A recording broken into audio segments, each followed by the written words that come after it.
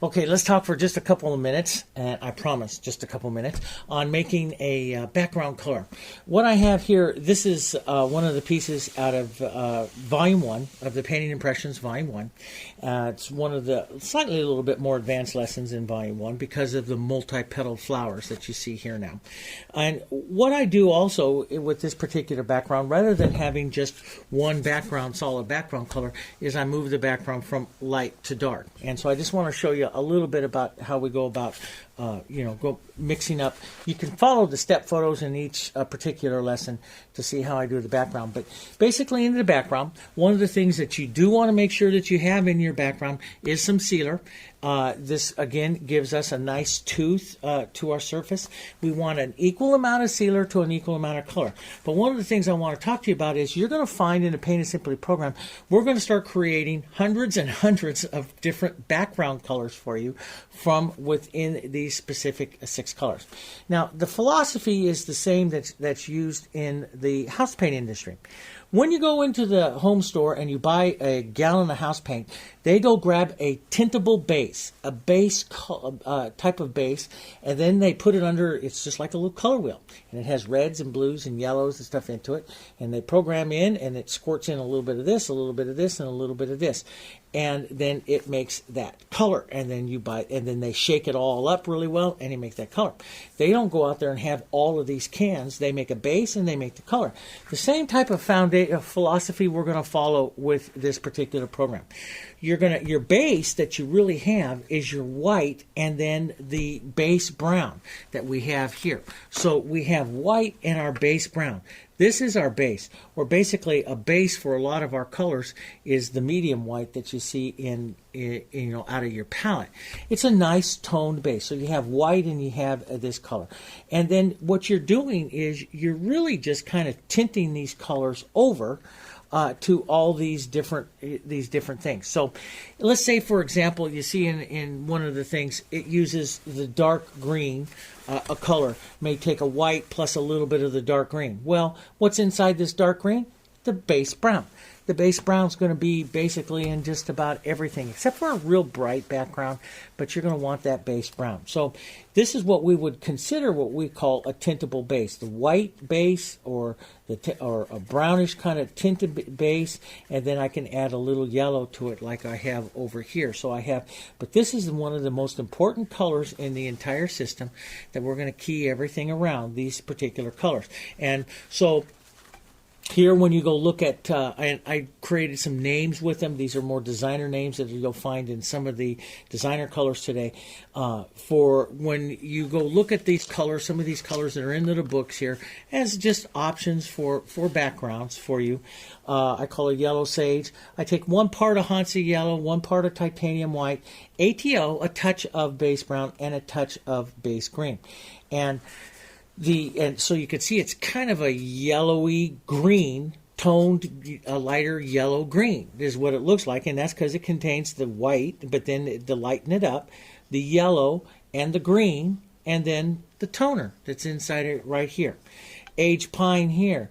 I take 2 parts of the toned dark green, which is right out of your palette. So I take 2 parts of this toned dark green. Then I add some Hansa Yellow to it and some titanium white, and I get this particular color. Here, where I made the colors here for this, what I did was I made what I call Safari Night here, which is 12 parts of Hansa Yellow to 1 part of Naphthol Red Light and 1 part of Carbon Black. Well, what really is Naphthol Red Light and Carbon Black? That's the base brown. The original base brown is 2 parts red to 1 part black, but it's basically red. Remember, any time that you add a yellow, you want to add a little red to it if you don't want it to go green. Okay, so basically you can follow these formulas here. Sometimes you'll see the formulas using colors right out of the center here because these are already toned. Most of your background colors are going to be even a little bit more toned than what you see here. Not as bright as what you have here. So this yellow would still be too bright to use into background. Could you? Yeah, you could use any one of that second ring to any background color that anything that you want. You can go do anything. But usually what I do to create these beautiful backgrounds that go very well with the flowers is, and it's just this simple, to make a beautiful background that goes with the flowers, increase the base brown. So take any color that you like, increase the base brown just a little bit more. If that darkens the color, add a little more white to it, and then you can create that color. And there's thousands and thousands of colors that you can use out there to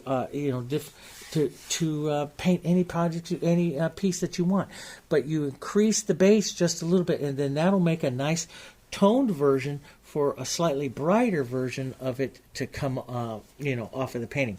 So when I did this particular board here, I mixed Safari Night. I took 12 parts, and yes, you just take if you're going to do this, you go out and you sit there and you make 12 little chocolate drops here, 12 chocolate drops all the way out here, counting them out like this. Make yourself 12 chocolate drops of the Hansa Yellow. Put out 1 chocolate drop of the Naphthol Red Light and 1 chocolate drop of the Carbon Black, and then you're going to get this color. And to that, then I add some sealer, and then I base the board. And then you can move the lighter color up here. What I did when I based that together, put it lighter here. I just take that Safari, move it over to the side, right through here, and add a lighter color. And what I added this time, instead of adding just white, you could add white, I added this particular color because I love this color, which is basically a little bit greener than this particular color here. You can see it's slightly greener. And why does it go green? It's because it has more carbon black in it and not quite as much of the, it's just a tiny, tiny bit of black and yellow and white. That's what's making this particular color here. So it's titanium white and just a little bit of Hansa Yellow, and then half again as much as the Carbon Black. So, and that's what's going to give you that color. So if I took this particular color here, so to make something like that tavertine is I'm going to take some white here, okay, and you can control how light and dark a color is going to be. And so I can take this, then I add about a touch of it's just a little bit of the color. And when you add stuff, I say always do it a little bit at a time. But I add just a little bit of the Hansa, and then I slowly just tap the tip of the knife in to this, and you'll start to make this particular color here, and that's what's going to give you that tavertine that you're going to see right here. We'll mix that, and you got to make sure some of these, especially if you add in black, you mix that up really, really well, and that'll give you that color that you have right there with that one there. And it will dry a little darker. You'll see it a little lighter, and it'll dry a little darker. But let's say you wanted your tavertine just a little bit more yellow, then just increase a tiny bit more yellow in it, and you can make some really beautiful, softer, yellower backgrounds with that. You can, like, there's a very nice, soft kind of yellow background as well here that would look very pretty onto a painting. If it's too bright for you, you can always add just a little bit of your base, some kind of your base in there too, and just gray that down. The thing is about it when you're color mixing, you'll have all of these formulas, and you can follow those. And again, sometimes they use the center ring colors, sometimes they use the outside ring colors. But if you break it all down to the simplest thing, everything in our color mixing is going to key off of base brown. Base brown is the one color I want you to always remember. It is 2 parts red to 1 part black. And base brown will tone and gray down everything. If something's looking too bright for you, get some base brown in there to tone that down. Or if you're working with a green, you can certainly tone it down by adding this green. But what is this green? This green is this green plus base brown. And so if something's too bright, then base brown is really what you want to have in, inside that. So if you say, okay, I like this, but maybe a little bit of this, into that, just tones that down. Now see, I like that. That's a very nice color for me. I love that color. And now I'm getting very close back up to here again. Any color, this is the beautiful thing about it. And this is where I want you to be when you're in. You can go in here and specifically make all these colors and drive yourself absolutely crazy, okay? Or you can go in there and adjust the color to what you like. The most important thing is base brown. And there's thousands of different variations you can have to it. I want you to make color making easy. You can follow this particular formula, like here.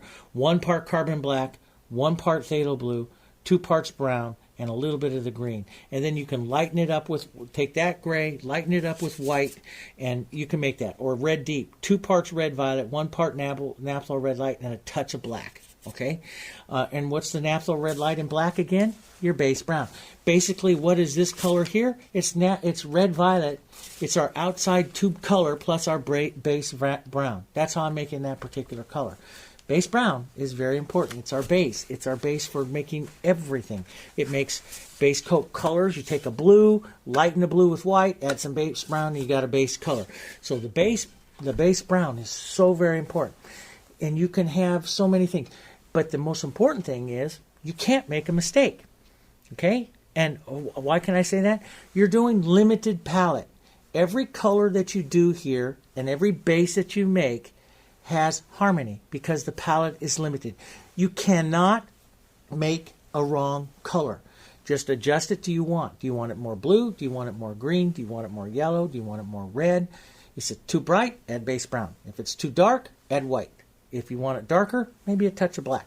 Okay?